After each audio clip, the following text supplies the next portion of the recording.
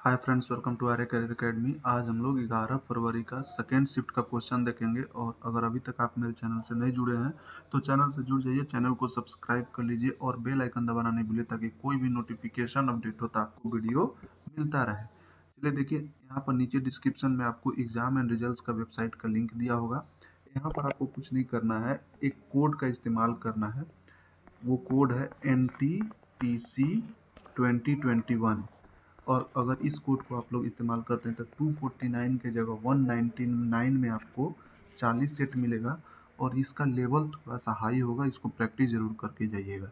ठीक है, अच्छा क्वेश्चन इसमें दिया हुआ है, जितना भी अपडेटेड क्वेश्चन है सब आपको प्रोवाइड किया हुआ है इसमें। देखिए नीचे में आपको ऐप का भी लिंक दिया हुआ है एग्जाम एंड रिजल्ट्स का, इसको भी आप लोग देख लीजिए। यहाँ पर क्विज सेक्शन में जाकर आप लोग डाउनलोड, पहले एग्जाम एंड रिजल्ट्स का ऐप को डाउनलोड कर लिए, फिर क्विज सेक्शन में जाकर आप लोग जितना भी प्रीवियस क्वेश्चन है जो अभी चल रहा है एग्जाम, उसको आप लोग प्रैक्टिस कर सकते हैं फ्री ऑफ कॉस्ट का। तो यहाँ पर 1000+ क्वेश्चन आपको मिल जाएगा आराम से, जो कि आपको प्रैक्टिस कर सकते हैं। तो आप लोग जरूर इसको डाउनलोड कर लीजिए ऐप को, प्रैक्टिस कर लीजिए, क्योंकि प्रीवियस से क्वेश्चन आ रहा है। चलिए क्वेश्चन देखें हैं। सबसे पहला क्वेश्चन था कि इंदिरा गांधी परमाणु अनुसंधान केंद्र जो है ये कहाँ पर स्थित है। इसका करेक्ट आंसर हो जाएगा तमिलनाडु। बाकी शिफ्ट के लिए देख लीजिए, इसका एस्टेब्लिशमेंट 1971 में हुआ है और इसके डायरेक्टर अभी कौन है, AK भदौरिया। पद्म भूषण विनर पूछा गया 2019 का, तो देखिए टोटल 4 लोग को मिला था। चारों लोग का नाम हम आपको बता देते हैं। एक प्रवीण गोदान थे, ठीक है, बुद्धादित्य मुखर्जी थे, सुखदेव सिंह विंदसा और करैया मुंडा। अब इसी के अनुसार आपको ऑप्शन में देखना था, तो ये चारों का नाम आप लोग को याद रखना पड़ेगा, तभी आप सॉल्व कर पाएंगे पद्म भूषण का क्वेश्चन। नेक्स्ट क्वेश्चन था करला केव कहाँ पर लोकेटेड है, तो ये महाराष्ट्र में लोकेटेड है। तो ये आपका करेक्ट आंसर हो जाएगा महाराष्ट्र। नेक्स्ट क्वेश्चन देखते हैं, ग्रीनविच मेरिडियन, ये रिपीटेड क्वेश्चन है। 0 डिग्री से लेकर 180 डिग्री जो होता है इंटरनेशनल डे टाइम होता है, उससे और इससे क्वेश्चन बार बार आ चुका है। ठीक है, क्रिप्स मिशन पूछा गया तो 1942 आपका करेक्ट आंसर हो जाएगा। सोनार सिस्टम किस लिए यूज होता है, तो ये डेप्थ नापने के लिए सी का यूज होता है। कोई सिस्टम जैसे कि वार के समय में इसको यूज किया जाता है, मेजरिंग द डेप्थ सी का जो होता है उससे उसके लिए यूज किया जाता है। ठीक है, system for detecting the object under water bye emitting sound pulses.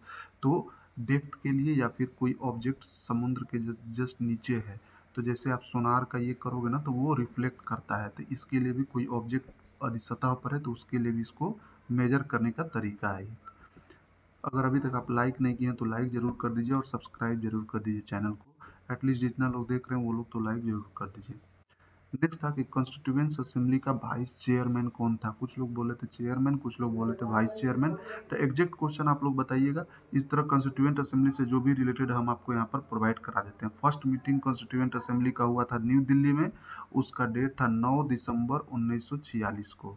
Doctor Sachidanand Singh थे, वो टेम्पररी चेयरमैन थे उसके। राजेंद्र प्रसाद थे वो की परमानेंट प्रेसिडेंट बने थे। वो भी कब बने थे, तो 11 दिसंबर 1946 को। और SC मुखर्जी व द वाइस प्रेसिडेंट। तो यही अगर अभी वाइस चेयरमैन पूछा होगा तो HC मुखर्जी आपका करेक्ट आंसर हो जाएगा, उसका चेयरमैन वाइस प्रेसिडेंट थे।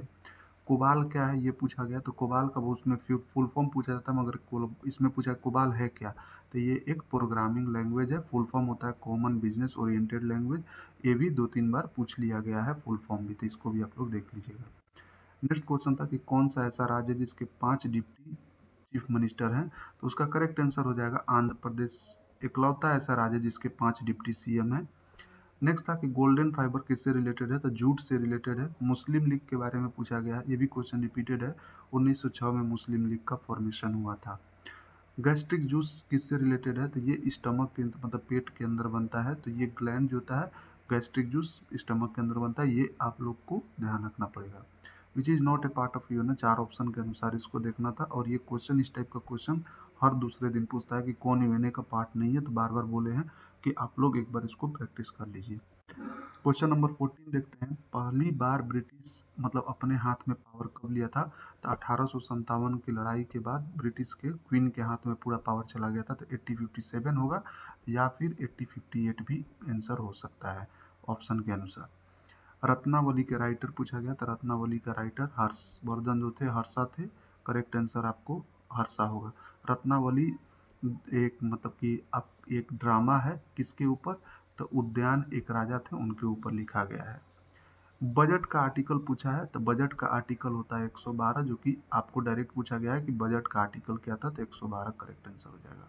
कोणार्क सन टेम्पल पूछा गया है, पता नहीं कोणार्क पूछा गया है या फिर और कोई पूछा। कोणार्क का बहुत लोग बोला था कोणार्क, कोनार या कुनूर, ये दोनों में से था, तो कोनूर भी बता दिया। कोणार्क का आपको उड़ीसा हो जाएगा, पूछा होगा तो उड़ीसा, और कुनूर होगा तो महाराष्ट्र। इंजाइम कहाँ पर प्रोड्यूस होता है, ये क्वेश्चन पूछा गया है। एग्जैक्ट क्वेश्चन इसका क्वेश्चन ऑप्शन में जरूर लिखिएगा।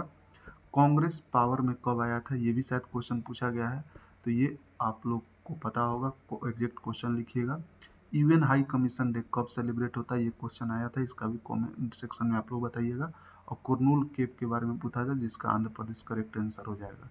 और कुछ जो क्वेश्चन बचा हुआ है वो कमेंट सेक्शन में आप लोग जरूर लिखिएगा, ताकि अदर जो बाकी स्टूडेंट हैं उनको मदद मिल सके। चलिए, thank you for watching, share and subscribe my channel.